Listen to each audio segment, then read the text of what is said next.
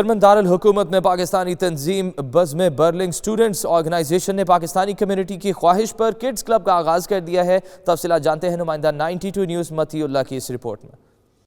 Berlin में मुकीम Pakistani community के बच्चों की मजहबी माहौल में तरबियत के लिए बर्लिन स्टूडेंट्स ऑर्गेनाइजेशन ने बज़्म बर्लिन किड्स क्लब के नाम से एक अदारे की बुनियाद रख दी है। यहाँ पे बच्चे जो हैं वो जर्मन लैंग्वेज में बात करते हैं, स्कूलों में और किंडरगार्टन्स में जर्मन लैंग्वेज में तालीम हासिल करते हैं। तो हमारा मकसद ये था कि बेसिक दीनी तालीम जो है वो उसी लैंग्वेज में जो कि जर्मनी में बोली और समझी जाती है वो बच्चों को फराहम की जाए, और बच्चों के जहनों में जो क्वेश्चंस हैं, बेसिक क्वेश्चंस हैं दीन के बारे में, उनको हम बुनियादी मालूमात जर्मन में फराहम कर सकें। किड्स क्लब की टीचर ईमान जफर ने कहा कि बच्चों को जदीद दौर की तालीम के साथ दीन इस्लाम से आगाह रखना भी हमारी जिम्मेदारी है। Learn about Islam, to understand the Islam in a modern way. We are using modern media, we are using creativity actives for they can learn by doing, and for they can have a chance to learn the Islam in a better way.